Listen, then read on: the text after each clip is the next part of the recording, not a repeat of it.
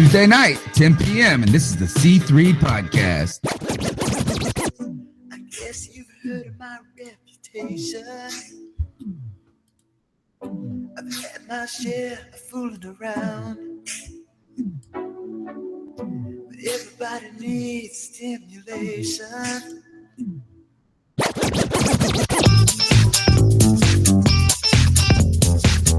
I had fun, man. Just out, the guys joking. We working at the same time. Putting the work in as a team. Like I said, man, I'm just glad to be with the guys. My favorite night of the week. Good Lord, it's a good day to be a Panthers fan, and we the best. You heard them say it. We are the best, Joe, and we put it on them right in their mouth. Yo, what's the deal, Panther fans? It's your boy, the Professor, a.k.a. Tony Dunn, and this is the C3 podcast brought to you by CarolinaCatChronicles.com. I'm the Professor, like I said, and I'm here with my friend, that freaking Puerto Rican Joe Riolano. I'm down in the dumps, Joe. It's been one of the saddest couple of days and runs of the show in a while. How are you doing over there in the Low Country?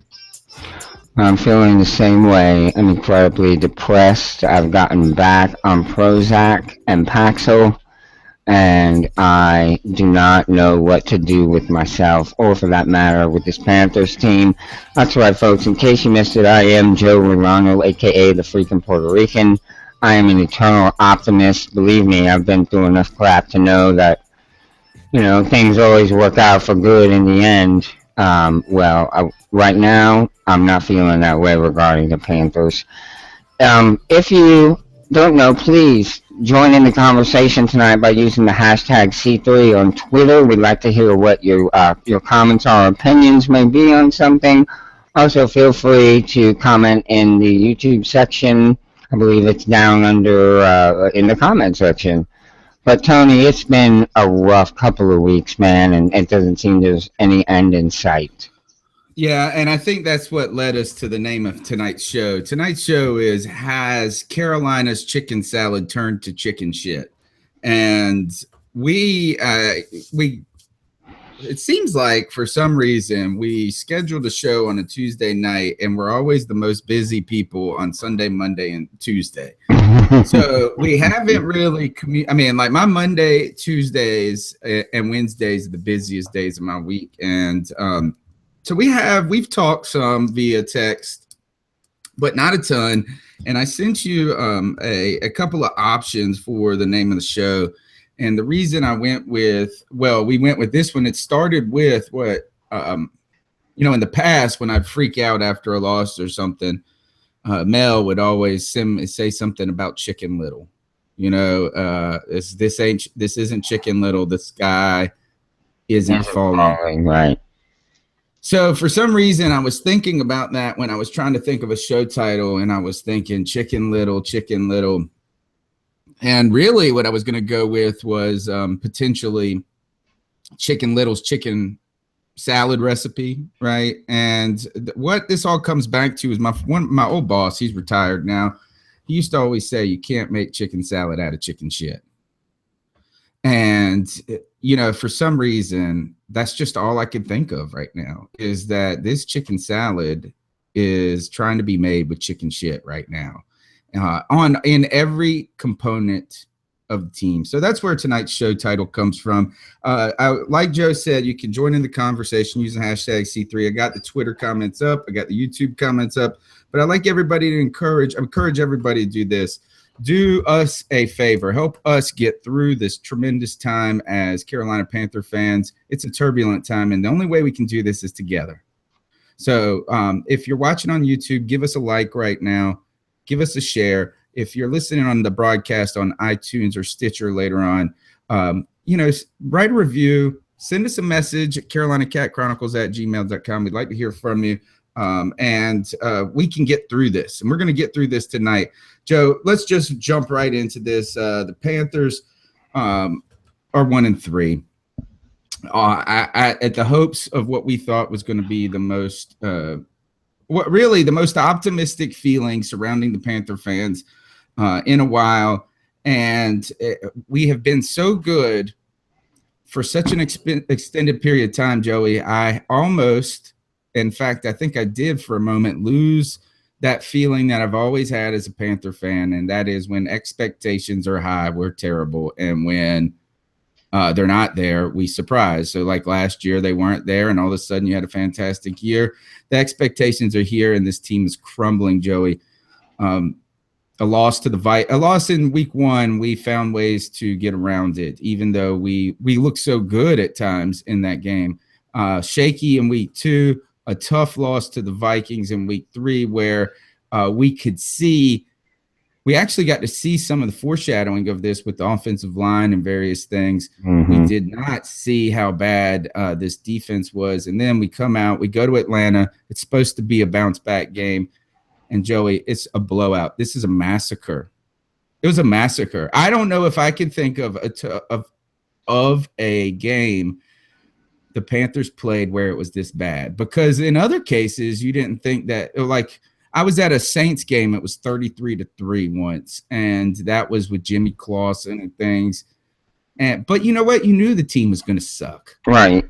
You knew it was a bad team, yes. It wasn't a team that had gone 15-1 the year before, made it to the Super Bowl the year before, turn around and come back with mostly the same pieces.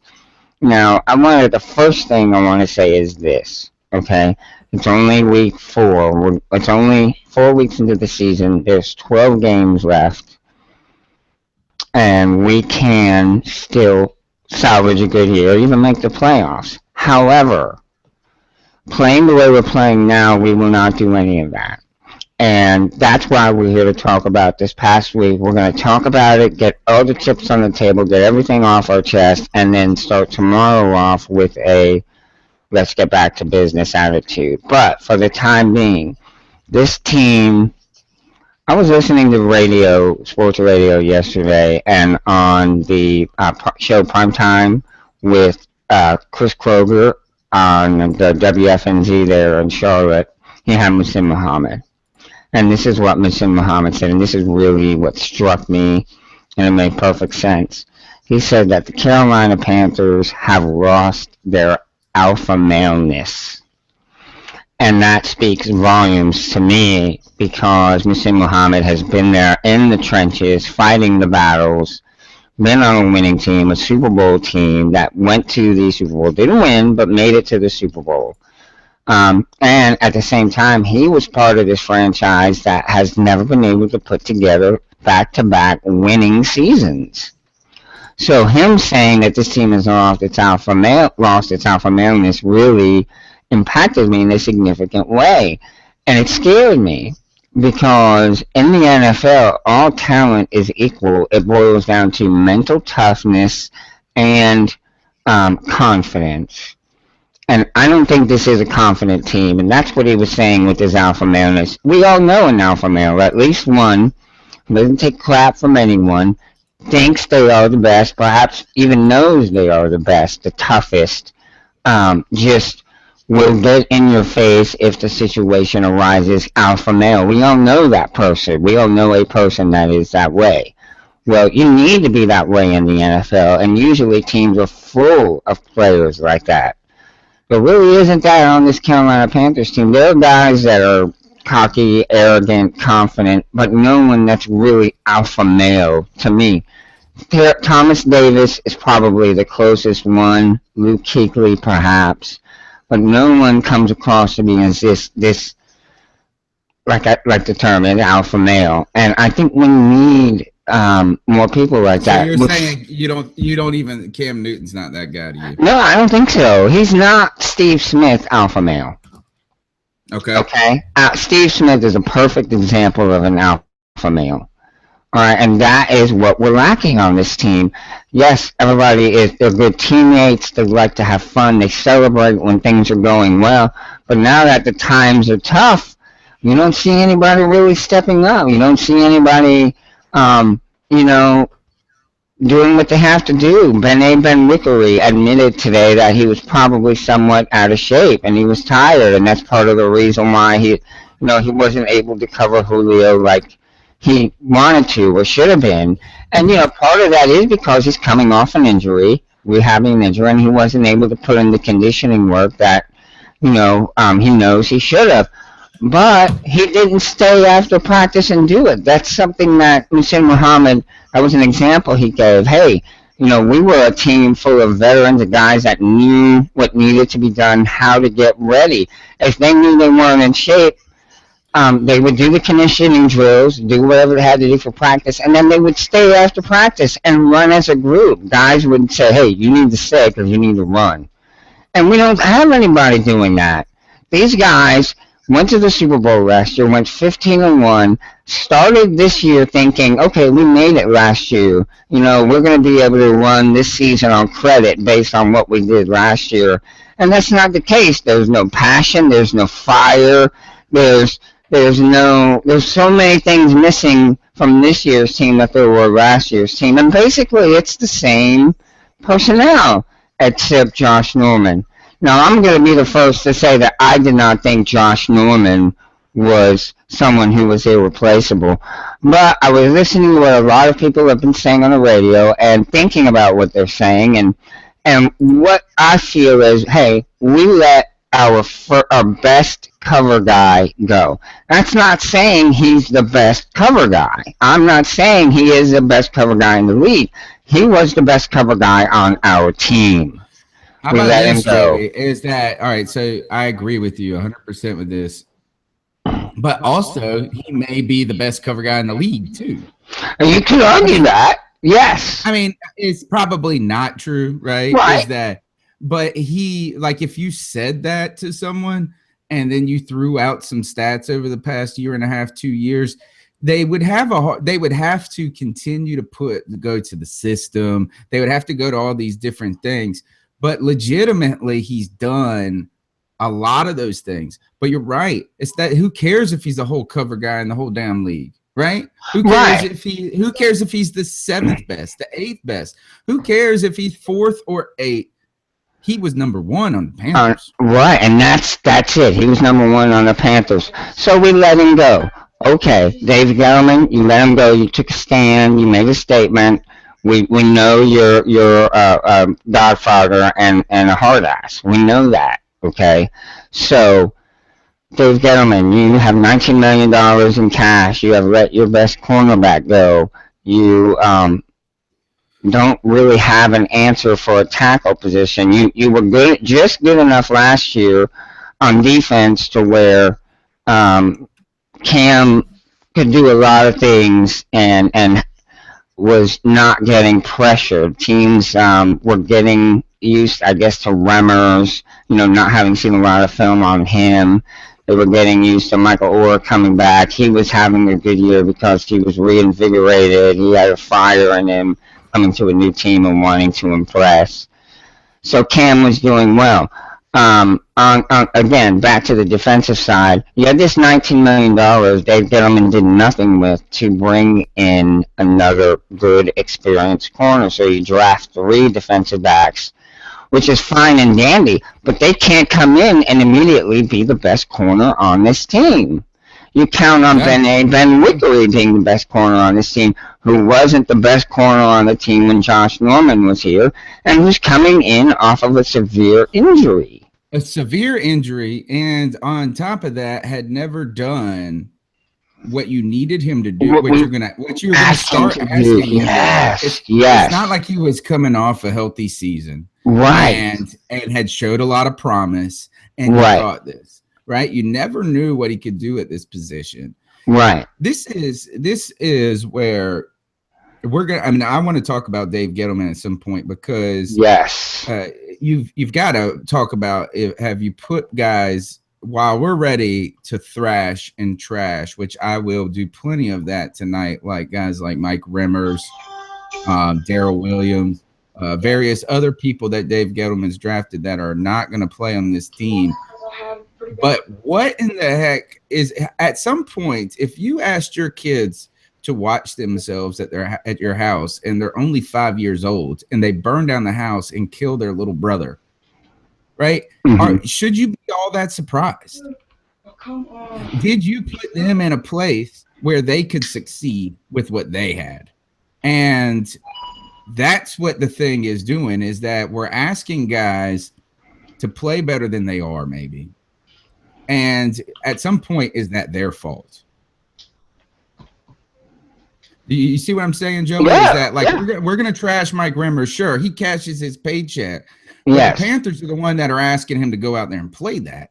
Like Yes. if he can't play it, then they shouldn't ask him to play it. Right. They need it as coaches and talent evaluators. You have to know what someone can and can't do. If this guy is struggling on the right side and having a hard time on the right side, he's not going to be able to go to the left side and do better. And that's a problem. Dave Gettleman, again, I go back to Dave Gettleman. Look, I love Dave Gettleman. I think he's done an incredible job. Okay? I hear what you're saying, Lynn. I'm reading your tweets now, and I hear what you're saying about Jano, and I agree. We could not keep Josh Norman from a standpoint of business. However, you have to address it. You can't expect to address it by bringing in 3 rookies. It's not going to address the problem. Panay Wicker is not going to address the problem. I disagree that we couldn't have kept him with the money situation. I don't think it wasn't about the money. It was about the statement. I think it was about letting free agents know that we're not going to be bullied or held hostage in a particular situation. Here's the thing. He couldn't hold us hostage. At the very minimum, this is what he would have done. I mean, at the very, very worst, ultimate case is he would have sat out. Yes. That's the worst thing. Well, guess what? We don't have him now. He's sitting out right now. We didn't spend that money on anything, so it's not like we went out and got some guys that we could have. On top of that, he wouldn't have sat out. He would have maybe come to camp late. Once you start hurting these guys dollars the way it hurts these days, when you're gonna get $1 million a game, you don't get it. Yeah. That's some bull crap, especially when the whole narrative around you at that time is that you're a system guy, right? That, he got money because he was the best guy out there. But at the same time, it's not like he had the most bargaining chips we've ever seen in the NFL. And that's what it takes for you to sit out. You have to be to a point where you're such a valuable person that a team can't play without you. And he wasn't going to be able to do that. So this is all like we missed this. That was bad. It was bad. It was bad. And what ends up having hurt us was the fact that I think Josh Norman would have played for less, but he was listening to his agent who was telling him to maximize his dollars, which ended up, causing him to delay, and Dave Gettleman didn't want to wait but so long. So really, it was between the two of them, and then you throw in the agent, and there was a bunch of miscommunication, and Josh Norman should have done what he felt in his heart instead of listening to his agent. And anyway, he's gone. But my point is, we didn't address his absence. The fact that he wasn't on our team anymore didn't get addressed other than drafting rookies. That's not going to do it. You're not going to get a rookie. Or Ben Wicker, he himself is only, a 2-year player, and he's been hurt various times throughout that career. Is that right? 2 years, maybe 3, and he's been hurt. He's a 3rd-year player, right? Right, and he's been hurt for some of that. So every year. My point is, you can't expect him to come in and take over like Josh Norman. No, you gotta do something. You have to do something. And what we're seeing here, Joey, and this is what we're talking about is Dave Gettleman here. We talked about his personality. One thing we've alluded to is, look, his personality also dictates his decisions to a certain degree, or at least it sure seems that way with the Josh Norman thing, with the Steve Smith thing. The idea that he at no point is going to feel like he's not the top dog when it comes to personnel decisions. He's not going to have any pressure and leaning on him from players, maybe outside of Cam Newton a little bit. And Cam Newton was such a celebrity, he would have looked silly. But the point is that some of this is personality. What we've praised Dave Gettleman so much for is steady the course, right?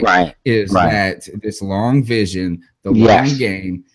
And one other thing he's been able to do in the past that we haven't seen this year, and that is securing some kind of retread. Yes, exactly. That is, and that saved his behind in Mhm. these cases. If you think about it, is that what this year is right now is what the past years that he's had success. The last year, the year before, even because we made the playoffs, those 3 years in a row, he made these same gambles.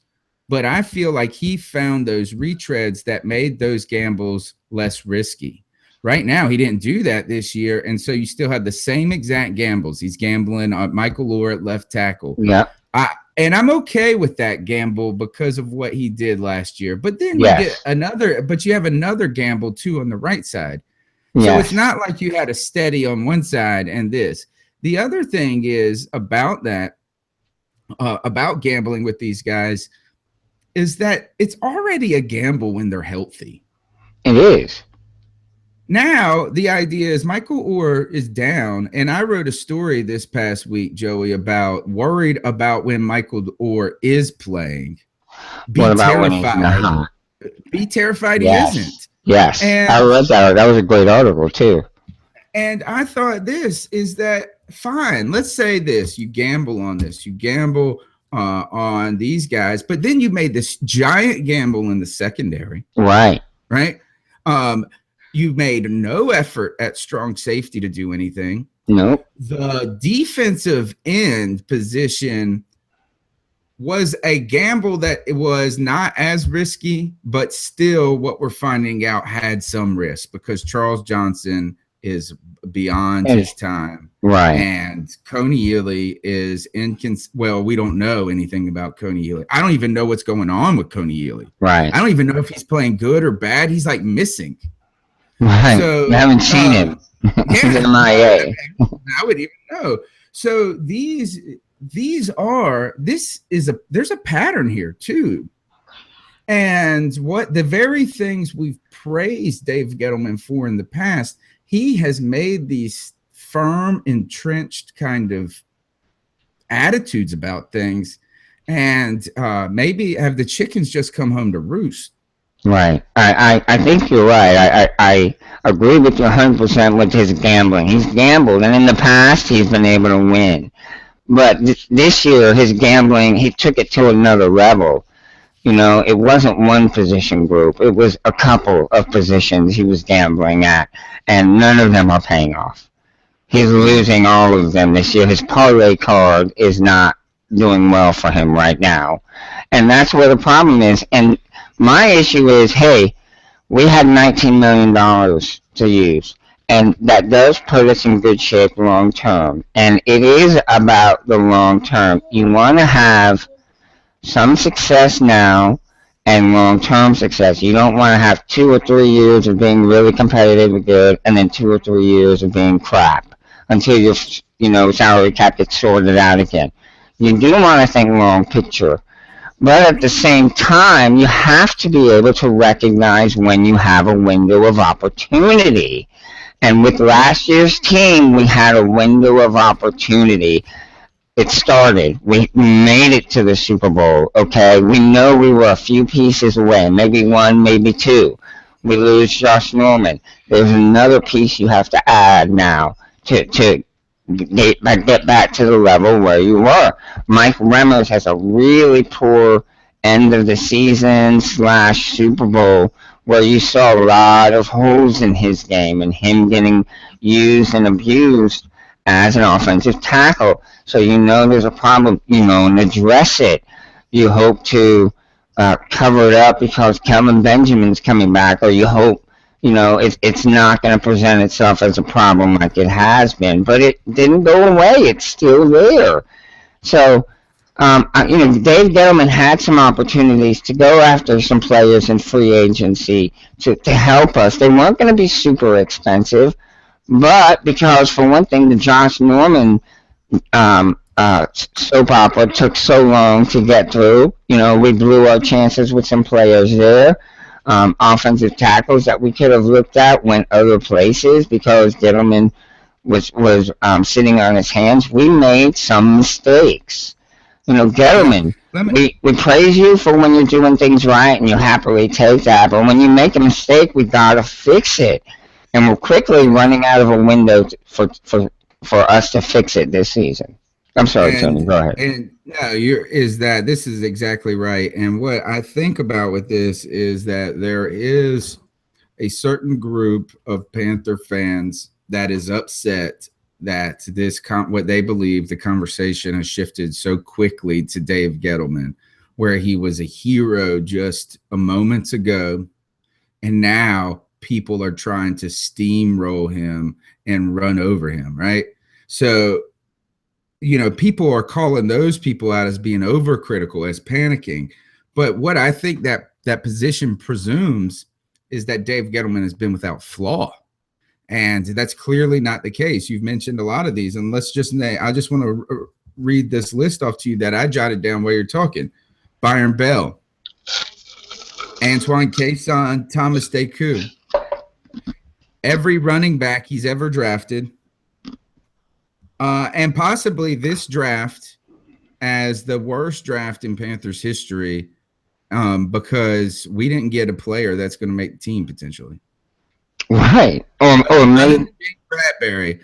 Other than our Vernon Butler. So you get Vernon Butler, Bradbury. I always forget about Vernon Butler because at that point now we're getting to our draft after he did what he was going to do with our first pick. But really, you've got Worley, you've got this. I would say look, Dave Gettleman is great. No one here on this show is calling for his head. Exactly. No one is we think that he is a positive contributor to this team. But what I think we need to see him do is something that he has done throughout his career to this point, and that is continue to grow as a GM. Right. To not get stuck in his way of I have it, right? And that is that we need to be adaptable. We need to be able to maneuver. And speaking of that, let's turn to what you saw in the coaching of this game, Joey, is that this was quickly a focus. The pitchforks back out and sharp for Mike Shula, and probably by the end of by halftime in this game, you had already heard those rings coming up or those cries from outside the town walls in the Vikings game. Right. So here we know that Mike Shula has a specific offense that when it works, it seems brilliant. Right. When he's clicking, he's calling those. Last year, what he did is he called those read option plays at the most opportune, perfect moments. You could do that. Right. But when it doesn't work, it can look bad. And he has trouble adjusting, it seems, in the moment or changing that. It's kind of stick with it. So I think that we're all of the opinion that, hey, Mike Shula, this is part of him. You get the good with the bad and that. And I'm not ready to go crazy on that one because maybe how do we know if Cam is not the one willing to take the short route? He doesn't seem willing to be doing short routes, though. Right. Is that why don't we have a more options in the same round? You should have. I think we need to go. All right, we just need to get some yards. My idea. We were 3rd and 3, Joey, in this game, and we were still in this game. It was probably going into halftime, and they call the play call. We're in a position to go down and potentially kick a field goal or do something to slow the bleeding. And he calls a pass play, and Cam Newton throws the ball to Greg Olsen, who's already over 10 yards down the field and hasn't turned around yet. And it wasn't like there was 4 more routes underneath that, and Cam Newton made the bad decision. I didn't see any underneath receivers. Yeah, you're right. So, that's totally true. There weren't any. All right, but here. We know this it's not surprising when you see that in Mike Shula, but this is probably the worst defensive game that the Panthers have ever played that I could remember. And under Sean McDermott, specifically, not only did the players play horrendously, but it didn't look like we coached well either. Right, I agree. Well, actually, you know what? It didn't matter if we looked or not. We lost. They put up 45 points on us. Right, and They 500 yards 500 passing. yards. Yeah. They passed 500 yards passing and 300 of those to one receiver. Right. What at some point, I thought this is why the hell don't you just put two guys on Julio on the line? Is that against the rules? No. All right. And then put another guy like 5 yards back. I thought we should. Why didn't we triple cover Julio? We got out of our defensive game plan entirely. We abandoned it. I saw something today, Joey, that said that, well, obviously we've seen that this team blitzed a lot more. We could all see it. I don't got to look at the snap counts to know these things. Right, we saw it. Exactly. And we've been doing it for all season, particularly the last 2 weeks, especially the last 2 weeks. But not only have we had these elevated blitz calls because we can't generate pressure, but even when that's not working well and they're killing you on that, why didn't we go back to what has worked a little? I thought this was the worst called game by McDermott. I thought everybody looked unprepared. Oh, my God. I don't think not one single thing went right. No, it was an awful defensive effort. It was just, people out there looked like they didn't know what they were doing. People were tired. Van Aben-Wiggler gave up on the one deep ball. I think 75-yard touchdown pass that Jones caught. Van Aben stopped running. He gave up. He just could not keep up with them, so he quit. And I saw a lot of that. Fair, it's not even fair. Like it was stupid to have Ben Aben covering exactly on single coverage. Exactly. I saw another instance. We had Daryl Worley in single coverage. Oh my God! Right on the line of scrimmage, trying to jam him. Yeah, or on the other side, I don't care if you put Daryl Worley against the worst receiver on their team. He's looked terrible all season. He's awful, or he's given me nothing to believe otherwise. Right. And then on top of that, what? I mean, maybe they were out of gas, and they were moving stuff. I don't know who. I know one person that went out of gas, and that was damn Julio. I thought he was going to get 500 yards. Yeah, somebody put a tweet up. And it may have been Kevin Ketchy, who's in the YouTube comments. I saw somebody put up a tweet like, hey, he got 197 or 187 in the front end. I won't be surprised if he gets 200 in the back end. Right. And it felt ridiculous. Right. It was like we were watching Madden. That's what it felt like to me. It was like a Madden game, and somebody was really butt whooping somebody else. Going back to the offense, we made no adjustments. It didn't seem like any effort was made to come up with something else. We kept running the same stuff. Like all of a sudden it was going to click and start working. What happened was Cam went out, Derek Anderson came in and started taking what Atlanta was giving us, and we were able to go right down the field. Now, albeit their coverage had changed because they had such a big lead. So things were totally different. But, Shula did not make any adjustments. He didn't try to come in and do something dramatically different. Artis Payne is not the running back that Stewart is. So, he did run the read option in college. But he doesn't run it as well. Okay, that play, that's fine. Like, I agree with you. But before, I feel like everybody has been, and not that you were being here, Joey, because that's the right way of taking it. He just doesn't do as well in the read option. And him and Cam, they don't got the chemistry. While Cam and Jonathan Stewart have the chemistry, I don't really get, because Jonathan Stewart ain't ever played in practice, right? And when he did, Cam wasn't there. But Cameron Artis, we had like 10 carries in this game.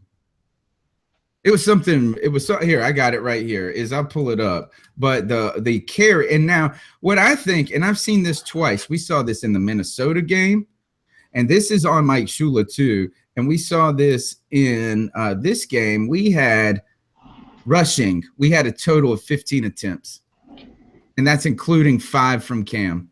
Wow. Right. now obviously we were behind, right? Obviously this was a game that was out of control, but before it was completely out of control, before it was, while it was 17-10, when it was 17-10, Joey, we were still playing like we were behind by 21. And I felt like this is that how can we even say anything about Cameron Artis-Payne where he had 6 carries? Right. Behind the most atrocious wussy line I've ever seen. Right. Right. All right. I do feel like this is we got even more. Obviously, we're going to go long. We need to get our guest in tonight. Yep. I just sent him a message. Well, just reminding him. And we'll talk till he gets here. What else did I want to? Oh, rumor. I got a couple of things on Twitter I saw is that somebody, I think it was Melissa that said, Missy, she said, I saw something about Whitner. It was either Missy or Christina. Dante Whitner. He went and trying out with the Redskins. They're not signing him right now, but she was referencing a tweet that somebody had said that Whitner had put out that said that Carolina offered him a deal and he didn't take it. So before the preseason. Wow. So now it's time to spend the money. I would say there's some concerns that Washington didn't sign him. Where there's smoke, there's fire. We saw that with Brandon Boykin in many ways. But all right, like we're gonna come back and talk more about this game before the show is completely over. But now I'd like to welcome our guest, David Harrison, and you write for. Hold on, it's the Plank Report. The Pewter Plank. Pewter Plank. Yeah, I wrote it half down. The Pewter Plank. All right, and which is a Bucs site, and good news is that thank you for joining the show. Can you tell everybody first how they can follow you on social media? Yeah, so thanks for having me again. Like you said, my name's David Harrison. I write for the Pewter Plank. On Twitter, you can find me at ADWDA11. And, of course, every week I post whatever I have to write down on the Pewter Plank, and that's where you can find all my stuff there. Excellent. We always Tampa Bay fans are always our least hated out of Falcons and Saints. So, but on top of that, you guys are struggling as well and having some problems in Tampa.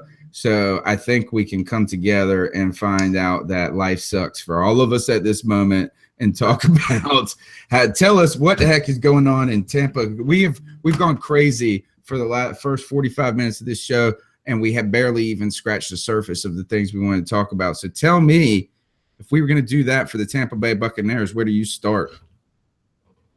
Yeah, I mean, a lot of frustration, and I've been watching you guys on here for the first 35 minutes or so, and a lot of the things you guys are talking about are things the Buccaneers fans are talking about, just not executing where they should be executing, and as weird as it sounds, the Buccaneers and the Panthers may have been equally overhyped coming into the season just because of the lack of performance both teams have shown, just way below what everybody expected from them. For the Buccaneers specifically, every week is just a different problem.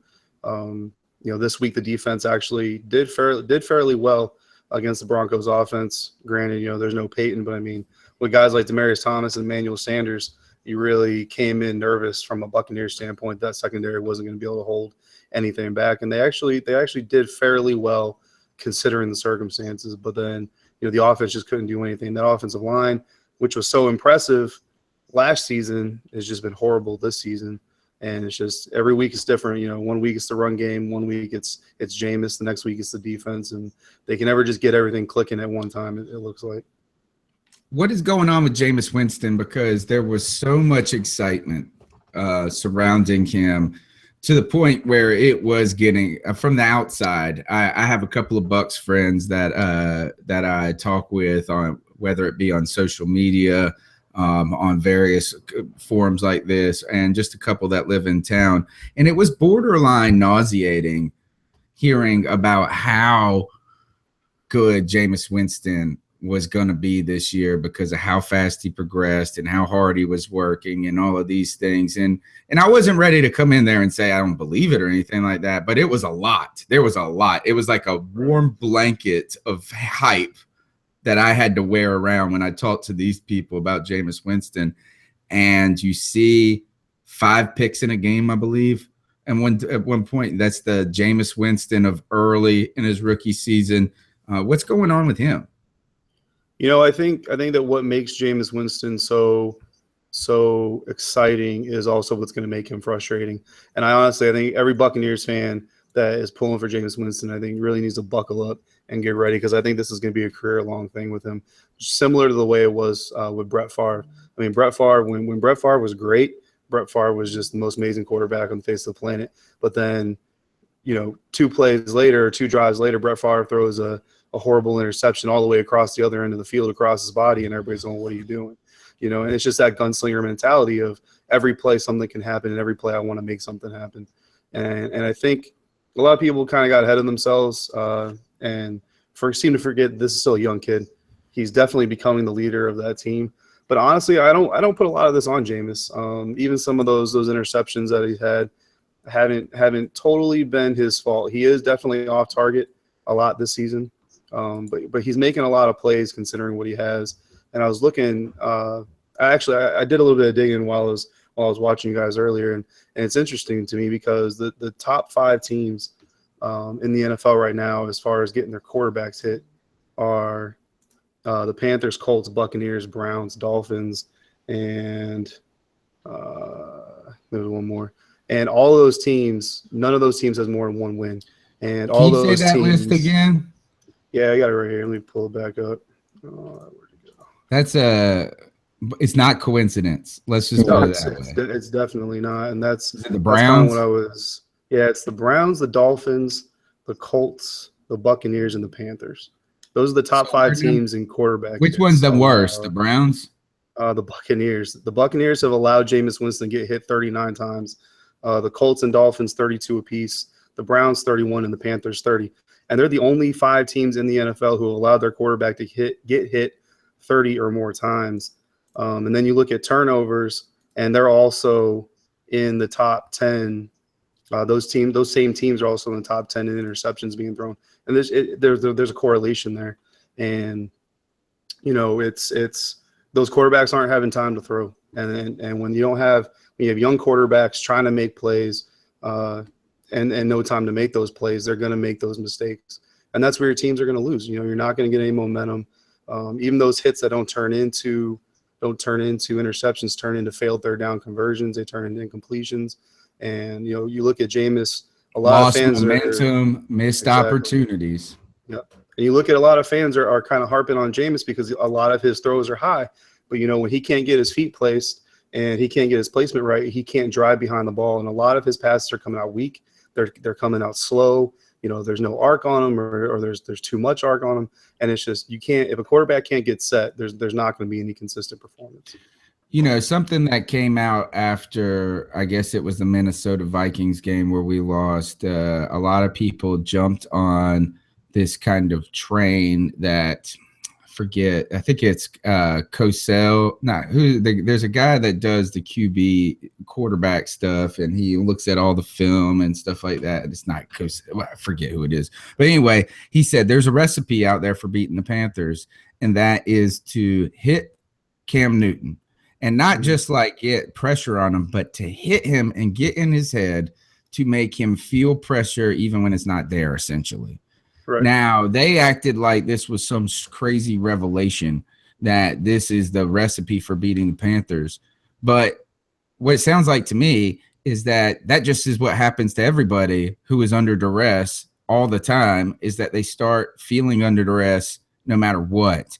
And I don't know if this is what's going on with Jameis Winston, but we saw a lot of poor footwork from Cam Newton, who has historically not had the best footwork. So it's not like but it's gotten better. Right. What I would say is that it seemed like his footwork was rushed, and that he never felt like he had the opportunity to plant his feet, even if it was there. And you know what? It wasn't there.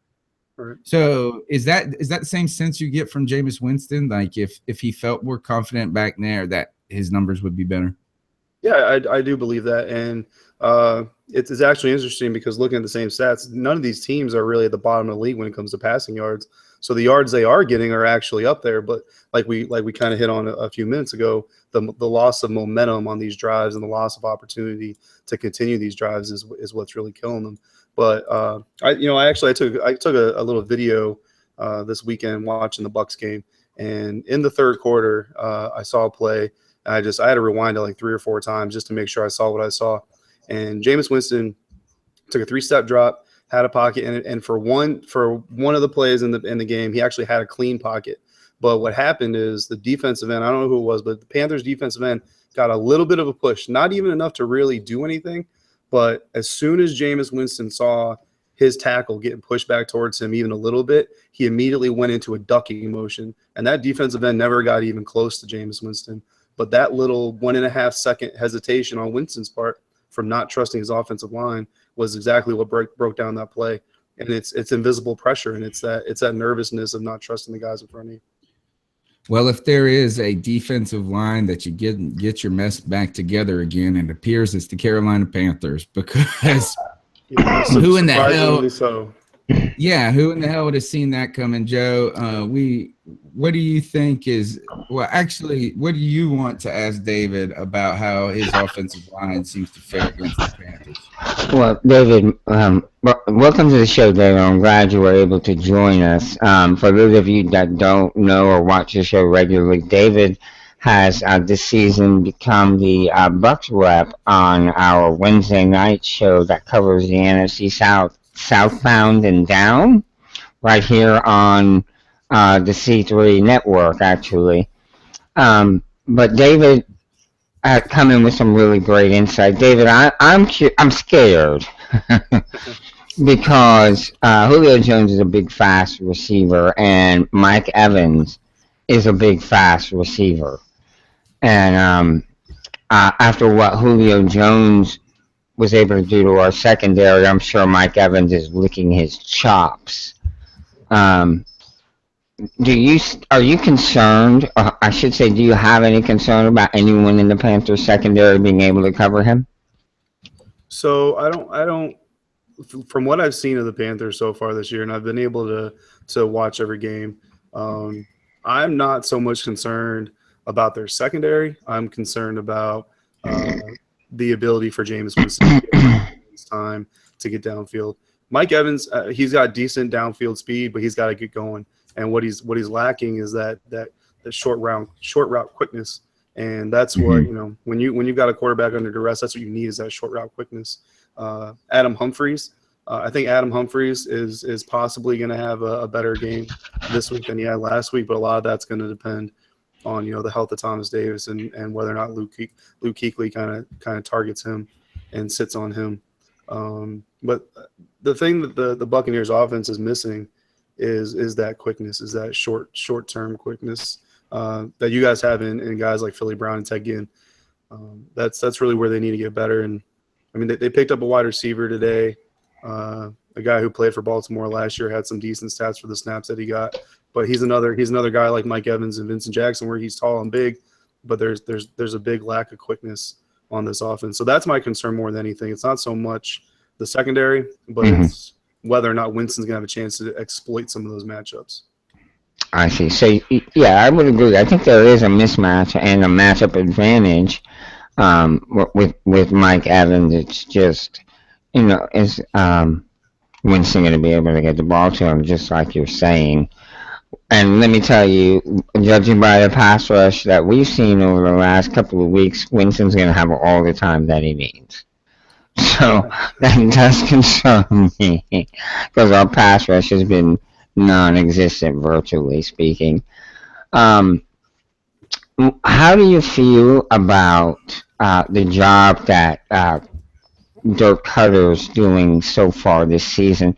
Do you think it's a significant upgrade at the coaching position? Do you like the offensive he's coming in with versus what was there? And Mike Smith, the defensive coordinator? Yeah, Mike Smith, the defensive Former coordinator. Atlanta coach. What do you think of the job that he's doing? Because basically, I guess his system replaced the system that Levy had in place. Right. I mean, I kind of hesitate to really put any blame on Mike Smith.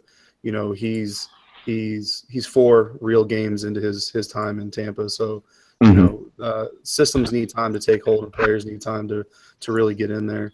And significant injury to that defense right. too. Yeah, I mean, last week, like I said, considering everything they were up against last week, the Buccaneers defense actually did very well. And I do a little report card piece every week for the Buccaneers games, and I actually gave the defense some favorable grades and some comments this week. Okay. Because they really did. You know, they lost a lot of players, and they were still able to make things happen, and they were still able to give the Broncos enough problems to where the Buccaneers were in the game in the middle of the fourth quarter. You know, they had a shot.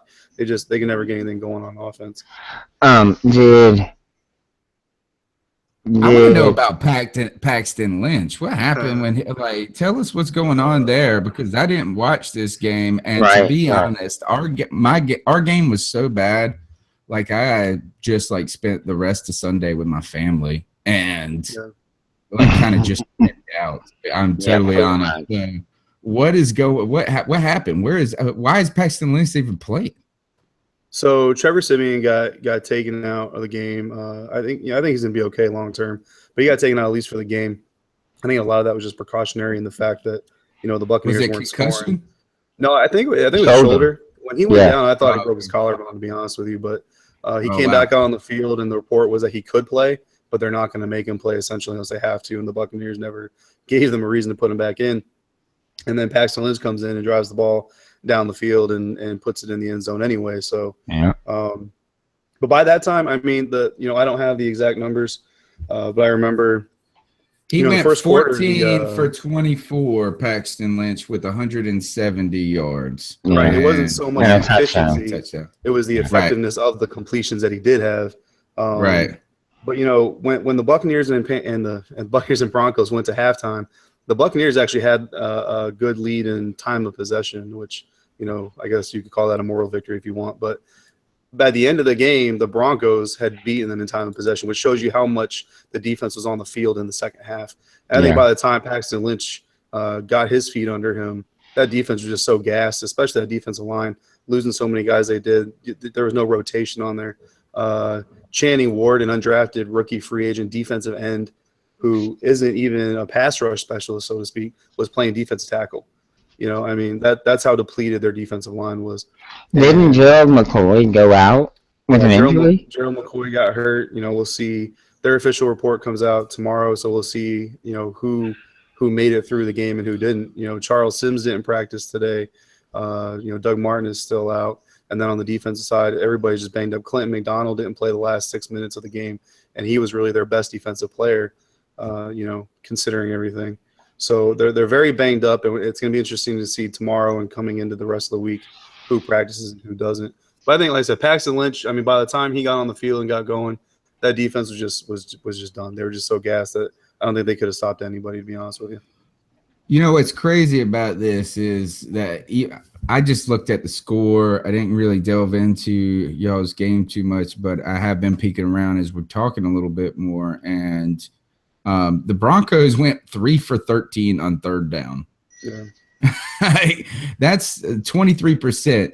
Now, you guys played better on third down, but not by much. 5 for 16, 31%. Now, I just flipped over to the Panthers game to put this in some perspective.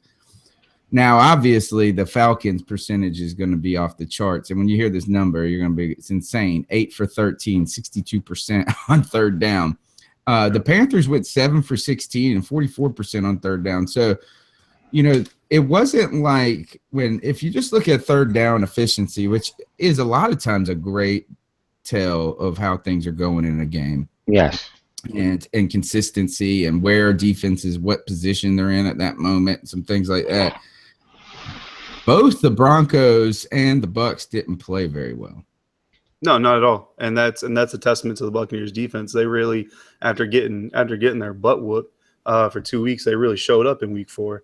and a lot of that is lost in the score, and a lot of that is lost in the fact that, you know, like you said, Paxton Lynch got a touchdown against them. It's kind of like, well, there's the Bucs defense again. But I mean, they really didn't have a bad game, and that's the disappointing thing is, you know, like I said, this team can never really seem to get all of it together on 1 week. You know, it's just disappointing. But kind of going back to, you know, about the coaching, I mean, I think Dirk Cutter's a good coach, and I think he's going to get everything he needs. I think they just didn't. They didn't draft very smart. I heard you guys talking a little bit about your draft picks, and the Buccaneers are in the same boat. I mean, they got 3 draft picks: Vernon Hargreaves, Noah Spence, and Roberto Aguayo, who are really doing anything. And Roberto Aguayo has hurt the team in his little bit of action more than anything. Noah Spence has been good, decent in his appearances, but he got hurt as well there in week 4, and, you know, no telling if he's going to be able to come back. And Vernon Hargreaves has been good. I mean, he's been impressive, but that's one guy, you know, out of an entire draft class. And when you do that, you're just not going to see the improvement you need, especially in a defense-heavy draft class when none of those guys are outperforming the guys you had on one of the NFL's worst defenses last year. You know, you need better draft classes than that. Yeah, that's scary. Speaking of that coaching, we got a question on Twitter asking how do you guys do with halftime adjustments? Because this is something that we go crazy about. Mm-hmm. Do you feel good that this staff is adaptable? No, I don't actually. That's one of my biggest complaints with this coaching staff. It was with Lovie Smith, and it still looks the same way this year. So me and the Pewter Plank guys, you know, we have our group Facebook chat going during the games and stuff. And I'm not going to dive too deep into what's said, you know, behind that closed door. But Charles Sims, I mean, I'm a fan of anybody wearing pewter, you know. So I love Charles Sims just for the fact that he's a Buccaneer. But I mean, that dude has zero wiggle inside the tackles. And you know, I made a comment during one part of the game where, you know, every time I see Charles Sims hit the line of scrimmage and try to shimmy, I just want to throw something on my TV because the guy just can't slip through a crack to save his life. But at the same time, you know, the Buccaneers coaching staff, the play calling seems just absolutely convinced that they're going to get Charles Sims to break a 40-yard run through the tackles. And that's just not who he is. And honestly, it's not fair to Charles Sims because, you know, he probably knows what he's capable of. You get him out on a screen, you give him out on a skinny post, you get him out there in the slot, and he can do damage. But you hand him the ball and ask him to run through the A gap, it's just not going to happen. And then you got Jaquiz Rodgers coming in there, 5 carries. His first 5 carries, he broke off 20 yards, and he's going through the tackles, and he's finding the cracks, and he's getting through there. And you know, we're just waiting for him to turn over the game. All right, so, you know, bring Rodgers in there, run between the tackles, and then when you get the middle of the line nice and soft, throw Charles Sims in there for a quick screen pass, and it never happens. Those adjustments aren't happening, and I don't know if the coaches are just trying to be stubborn and force the players to execute the game plan, or what the deal is, but there doesn't seem to be a whole lot of adjustments happening this year, and it's definitely frustrating. Joey Missy on Twitter says this. So what I'm hearing is we're a lot like the Bucs this year. Great. Oh, right. You know, one of the things about the Charles Sims comment that stuck out to you is that I remember I was watching I like to watch y'all's types of podcasts. That's how I get the information that I usually do because I'm not going to watch SportsCenter because it just gives me the cliff notes, right? And I'm trying to find some things that we look at for our team for the other guys. So I listen to a lot of other teams' podcasts and radio shows, and I heard one guy say this. Do you know who the number 1 running back rated by Pro Football Focus was last year? It was Doug Martin. Do you know who the number 2 running back was? And he is like, everybody's like, and somebody goes, I may have been on the podcast actually. And the guy goes, Charles Sims? Really? And like, they were like, yes. And I was like, wait a minute. Hold up here. Hold up. Like, I don't know.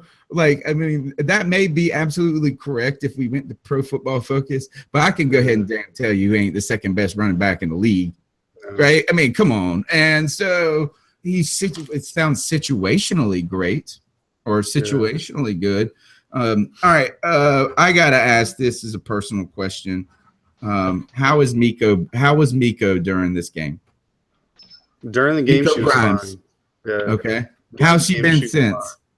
She's been good. I mean, so I'm a fan of Miko. I like Miko. I listen to her podcast. I don't agree. Too.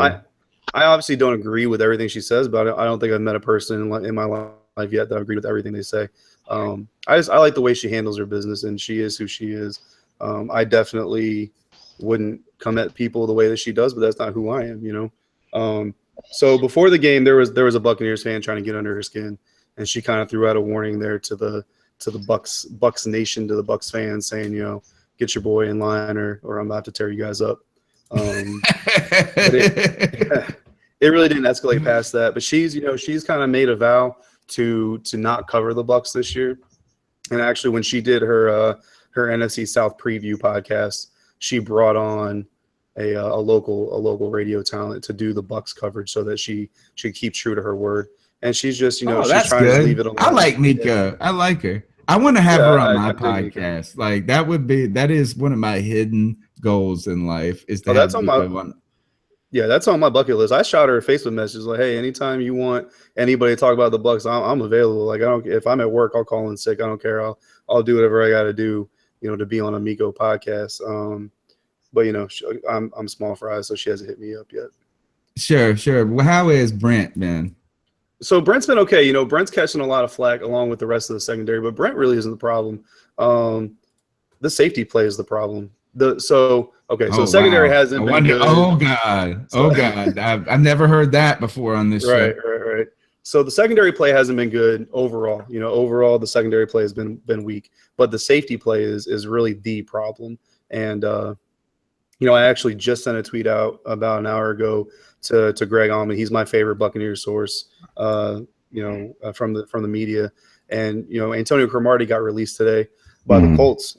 I remember I looked it up, verified it. So in 2012, he mentioned while he was still a Jet that he'd be willing to move to free safety. And I'm kind of looking at that. I'm like, the Bucs need some aggressiveness. They need somebody who has some talent. And I know he's older. He's not the same guy that we all, used to love or hate. But he's still got some talent. And I think he would still be an upgrade over what we got right now. All those big plays that you've seen the last few weeks against the Rams, the Tavon Austin ridiculous touchdown that really put the game away. At home, it's all safety play. The corners, Brent Grimes gave up a touchdown to Mohamed Sanu, but Mohamed Sanu's got like 6 inches on him, and Matt Ryan threw it about 12 inches above Mohamed. So I mean, really, what is Brent Grimes going to do for that? There's only so much you can do when you have that much of a height disadvantage. So I don't blame him for things like that. But he's made a lot of great plays too that a lot of people kind of try to ignore. But the cornerback play has been better than the safety play. The safety play has been atrocious, but the secondary is one unit. So they all have to kind of carry that blame. How the linebackers been performing? Because that's supposed to be where you guys are good.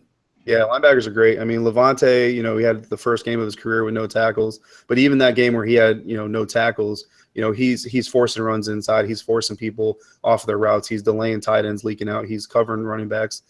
He did a lot of things that don't get recorded on the stat sheet in the game where he had no tackles. Quan Alexander's been great. Why that guy is not, if he plays 16 games last year, I think he's got a C on his chest this year. He's just going to be a great guy to have on that roster. And Darryl Smith he's an all-around team guy. Being that linebacker position that he's in, he doesn't get on the field a whole lot in their base package, but he's a guy who's going to come in. He's going to do what the team asks him to do, even as a veteran. He actually took snaps this week as a defensive end, and you look at a lot of these veterans around the league, not a lot of guys are willing to do that for their team. So the linebackers have been great. Go ahead and ask your last question for David before we get our picks in for this game, because I do have a surprise little sound clip I got to play before the end of the show. Oh, that's awesome. That's good to hear. David, again, thanks for coming on the show, man. We really do appreciate it and look forward to having you on again in the future, again this season, actually. But I guess my last question would be, defensively, if the Panthers, if Newton doesn't play, if he doesn't get out of protocol and you have to face Derek Anderson, how much does your defensive approach change? I think he gets more aggressive. Derek Anderson has had good history against the Buccaneers. I'm sure you guys. Yes, he has. So while most fan bases would probably be excited to hear Cam Newton's not playing, some Buccaneers fans might be actually a little, have a little bit of Derek Anderson PTSD going on. But I think overall their game plan gets a little bit more aggressive because when Cam's on the field, you got to have guys like Quan or Levante kind of shadowing him and playing that spy position so that if he leaks out, you have somebody with some athleticism trying to take him down. Derek Anderson doesn't have that part of the game, but what he lacks in athleticism, he makes up for with intelligence and just veteran savvy. So at the same time, where they're going to get more aggressive with their pass rush and some of their scheme stuff there, I think they got to be careful because he's real smart about reading what's coming, and as soon as he sees it, he reacts. And if again, guys like Philly Brown and Ted Ginn, you give them 5 yards on the slant and they could be gone. So I think it gets more aggressive, but at the same time, again, those safeties, I mean, they got to keep the lid on and they got to be in position to make plays if they get past the second level. All right. What's your pick for this week's game? We need a winner and a score. So I'm going to go with the Buccaneers. Surprise! So it's not a biased pick. Trying to stay unbiased as much as I can. Obviously, I support the Buccaneers, but I'm really hoping.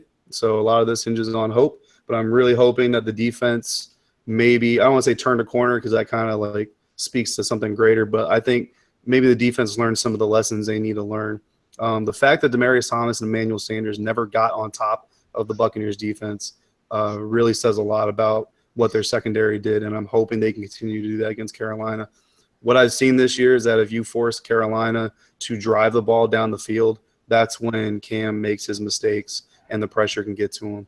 Last year, they had way too many deep balls against all the teams in the NFL, and I think that led to a lot of their success. So if the Buccaneers can do what they did against the Broncos as far as getting some pressure on the quarterback, if some of these players who left last week come back and aren't out for this week, that's going to be a big part of it. Then I think the team can pull it off because of the Panthers' defensive woes so far and their inability to get pressure on the quarterback. So I think the secondary you guys have, the cornerbacks you have played honorably, but I think that with these receivers, if Jameis gets clean pockets, he'll be able to do what he needs to do to win as long as Roberto holds up his end of the bargain.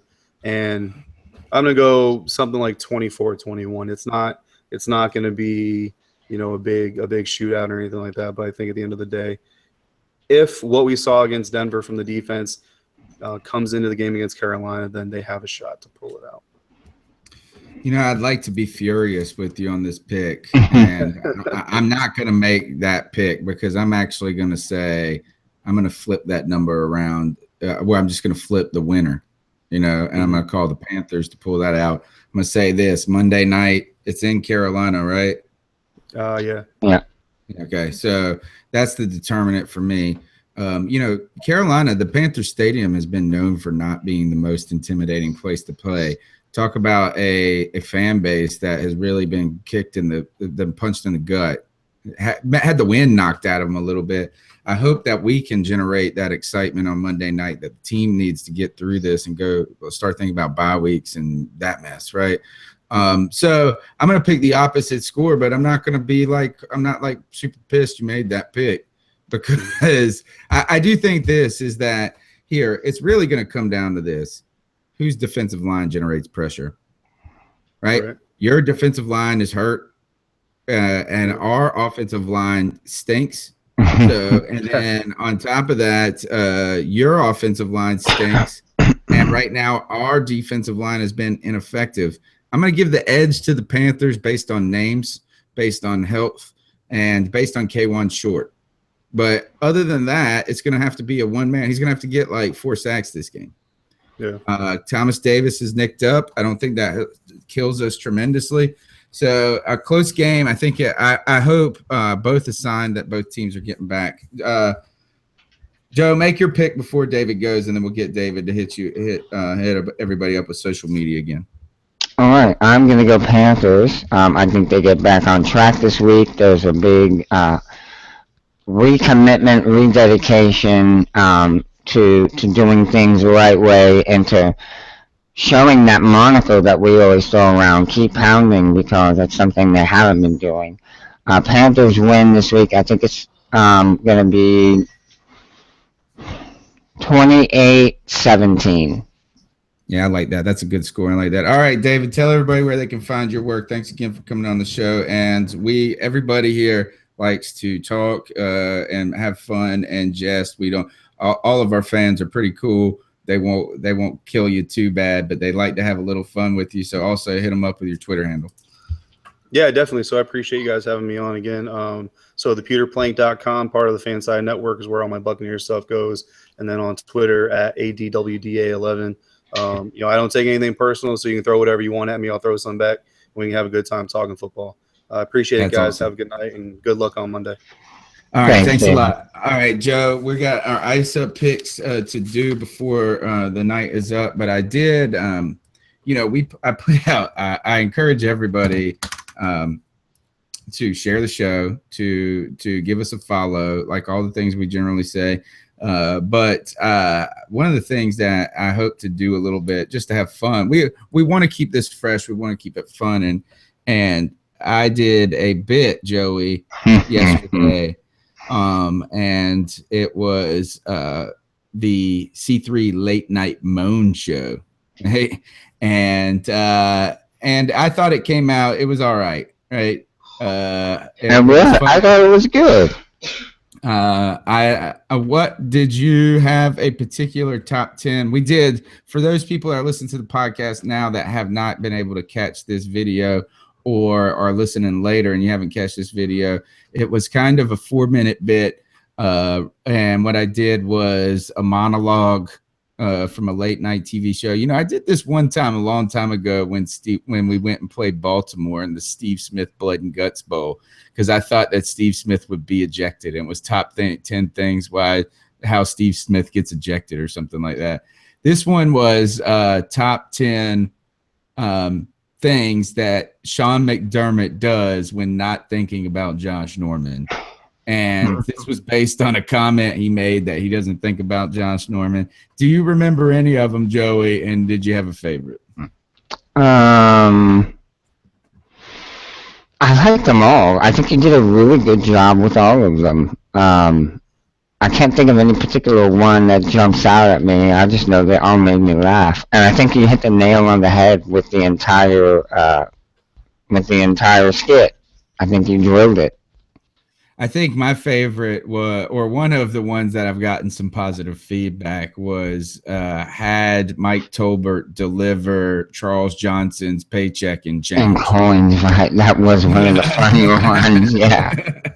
Sure. Some references to Josh Norman's horse and all of that. But in the process, one of the things I did is I caught up with what I needed to do is I needed some help on this this project, and I said I wanted to make it more fun, and I didn't want it to just be me doing all of the intro and all of that. So I contacted I wondered who that voice was. It's David Locklear, and David is also C3. I mean, it's a Girl Gang security. And you can follow him at Rev Rico Speaks, and he did a great job. It sounds fantastic. It was the best part of the bit of the whole thing. But one of the cool things about it is that I caught up with him and talked a little bit of football with him before. And Joey, I think I'm going to play a couple clips, and then I'm going to put the whole interview out later for everybody. But I asked him in a very raw and emotional way after. I mean, this is Monday. The wounds are still new. Fresh. Yeah.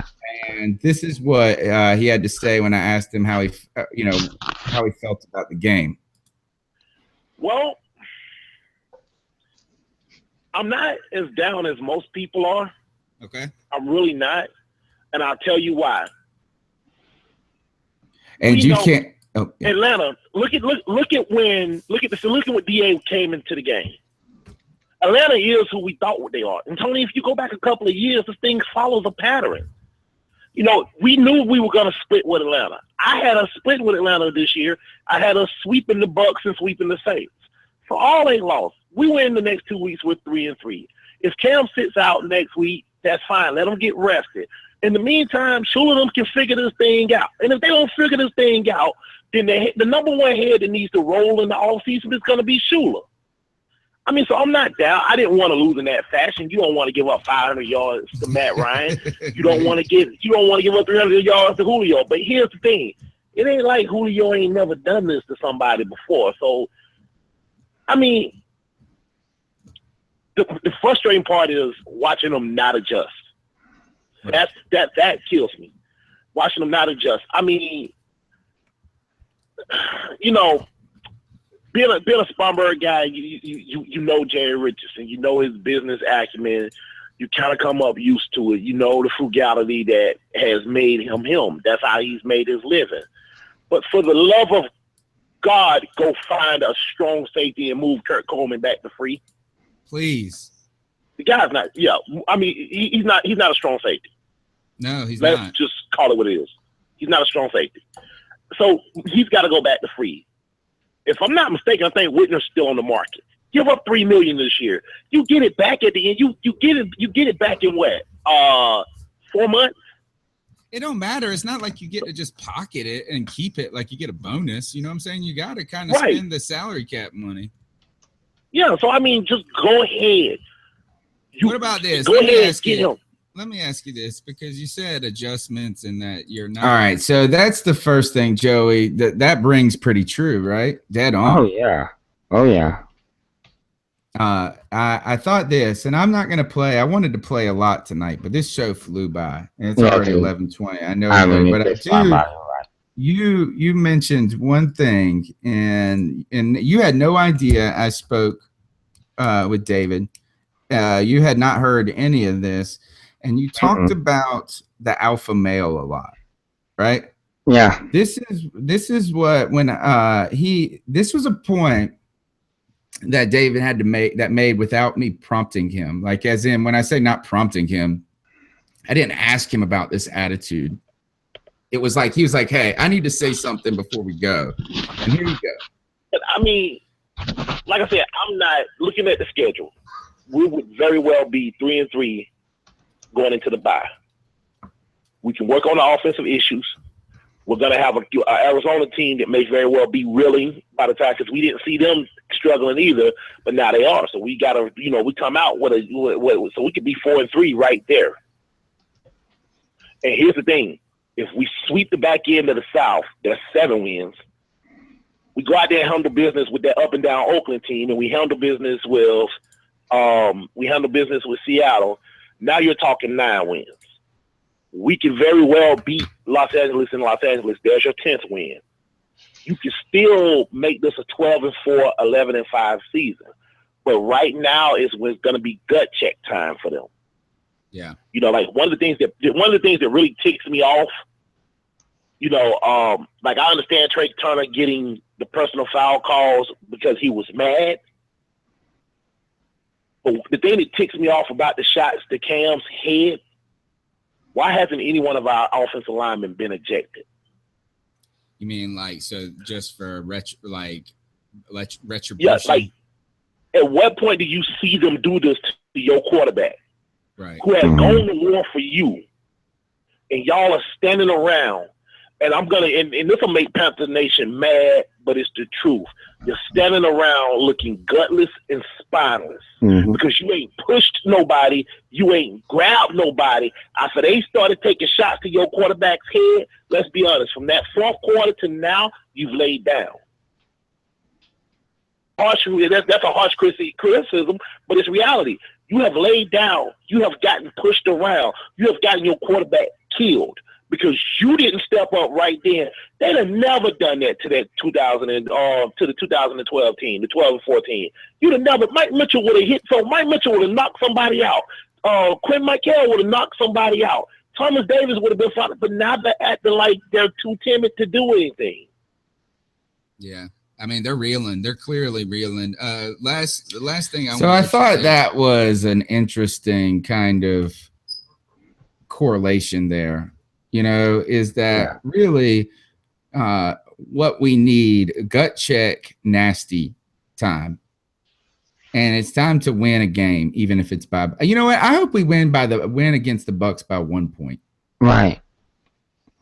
One that is just a scrapped, like we died on that field that day for that win. And maybe that can help galvanize some inner toughness back. Yeah, hopefully a close game, one that we win that was uncertain, can go a long way for giving us our confidence back.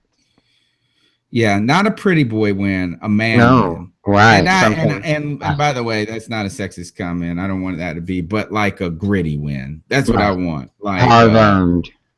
Like a Clint Eastwood Western movie. Not a lot of talk. Right. Yeah, not a lot of talk, not a lot of dialogue, just a lot of mean looks.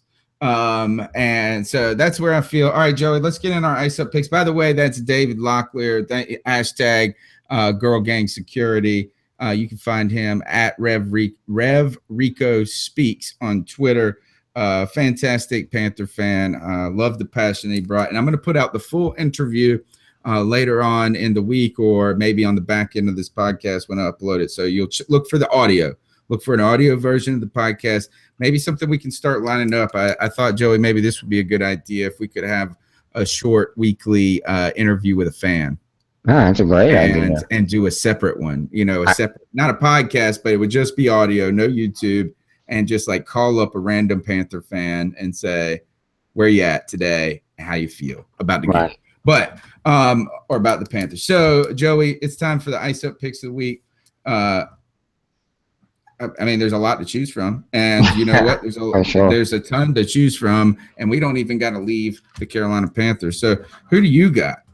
My ice up pick this week is for our much loved and still loved, but needing to do something, make a move of some type, GM Dave Gettleman. Dave Gettleman has done an incredible job bringing this organization into focus, into course correcting when we were so off course with our salary cap, and he really did a masterful job. But we discussed earlier that part of being productive and good at something is adapting and growing. And if you're not moving forward, then you're moving backward. So he does something he hasn't done. He hasn't moved forward. He hasn't taken that next step in his development, and I think it's time that he does that. We need to strike while the iron's hot. We have a window with some really excellent players, some super talent on the roster, and we're just a couple of players away, and we could have done something in the offseason this year to make a difference, but we didn't. So Dave Gettleman, the iron's burning right now, and we have to strike. I don't know if it's too late to make a deal for a player or two that you can bring in to help this team right now, but something has to be done, and you can't be scared to do it. You can't sacrifice a chance at a Super Bowl now to be competitive in the future. I think, Joey, and to him, tell him what he needs to do. He needs to ice up, Dave Gettleman. That's right. Dave Gettleman, ice up. This hurts me to say this one on this podcast, and I'm partly doing it because we didn't get to talk about it tonight. I did want to mention that I almost changed mine to Nate Conley just tweeted out that some fan threw a beer at a Orioles outfielder, and while he was posted up under trying to catch a pop fly. Jesus. Yeah, so that one's pretty cruddy. That just gets an auto ice up pick. I don't talk about it. There's so many here. I'm going to ice up the entire Carolina Panthers team and coaching staff, including management. I am going to say that. I'm going to ice up Cam Newton tonight, Joe. And And I don't know if I ever thought I would say that, because I'm a Cam Newton apologist. You are. I'm a Cam Newton defender, and I just go ahead and straight admit it. You know, like I feel like it's just part of my obligation. I take pride in it. If David is girl gang security, I'm like Cam Newton's social media security. Cam Newton, I'm ready to go. social media whore. Yeah, I'm ready to try and go out there and kill people for this dude on social media. Shop The hitman. my Twitter. Yeah, but I'm gonna ice up Cam Newton for this. Is that I need Cam Newton to be more, and what I need him is not to do more. I need him to be more. I need him to be the leader of this team. I need him to power through the frustration. I need him to power through the problems that are clearly not related, that some that are just out of his control. You know what I mean? He can't help that the offensive line can't stop anything. Like, we could get a pass rush, I feel like, on these tackles. Okay. And you know what? That is a disservice to Cam Newton, and it's a poor strategy for someone that's worth $100 million or 100 whatever he is, to try to not protect that investment at all. So that falls into this, but here it goes to, look, Cam Newton gets a penalty in the very first possession of this game for taunting. You know, probably a little ticky-tack, but the ball thrown right beside, you know, even if it's just a little bit right beside, I mean, you're standing right beside the ref, and it was in an effort. He was like, I got to get to my celebration to do this. So it was like, get out of my way, dude. He was already mad at the guy, and he wanted to celebrate. Okay, you're like, gosh, this puts us in a bad position. Cam's going to do this. But it comes down to that touchdown, Joey, where he tried to walk into the end zone. Yeah. In one of the best plays I've ever seen of a dude who had his bell rung. You know, the very fact that he crumpled. I mean, he was like, he almost was knocked out. Right. For a half second, and somehow he woke up before his knees touched the ground. And stretched the ball over. I mean, it was just the most amazing. It would have been the most amazing effort had he not been showboating. Right. That, like, if that was just him trying to get into the end zone and he got his bell rung and then he did that, we're talking about one of the best plays in NFL history. Right. Right. But instead, it was because it was whatever you want to call it, gamesmanship, showmanship, whether he was trying to get pumped, whatever it was. I need you, Cam, to play with anger now. Not, I need you to get angry. And I need you to say this, is that you're going to pull this team up and through this. We need somebody on the offense that can do this.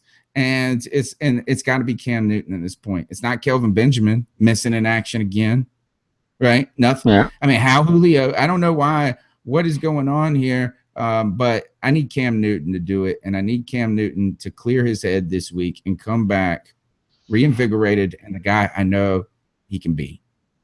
And I know the guy he is. So to you, Cam Newton, I'm going to say ice up, and that hurts, man. I don't even like saying the words. All right, Joe, this is the C3 podcast brought to you by CarolinaCatChronicles.com. I'm not even going to hit us with any extra music, so tell them where they can follow you on Twitter. You guys can find me on Twitter, as you know. I'm at Joe Ruano, a.k.a. the freaking Puerto Rican. Tomorrow night is Wednesday. We will be doing the C3 podcast. We will be doing the Southbound and Down podcast, where we bring you all the NFC South news from the fan perspective. Tony, we really are bummed out as fans. I know that.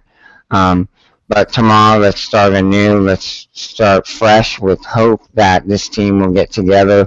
Cam Newton, it's easy to be a leader when you're winning and things are tough, but the mark of a true leader comes when all the chips are down, and it looks like all hope is lost, is when a leader stands tallest and brings the team together and turns things around. I got faith that he can do that. Yeah, I haven't fought these battles because I just have a man crush on him. It's only partly because of that. Well, it's not only because of that. Right, is that I really believe this, and I'm ready to see it. And you know what? We need you, Cam. This fan base needs you. This team needs you.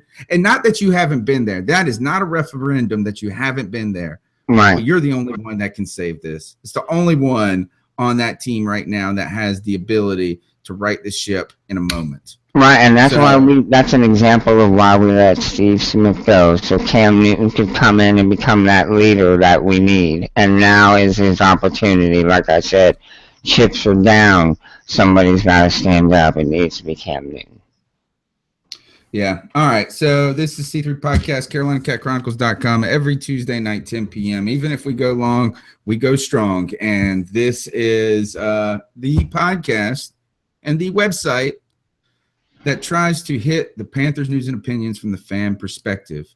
It's by fans, for fans, because without us, football is just a kid's game. Joe, I'm going to catch you, I'm sure, before next Tuesday, but definitely next Tuesday. And we're going to be upbeat and happy. That's right. All right. Good night, folks. Good night.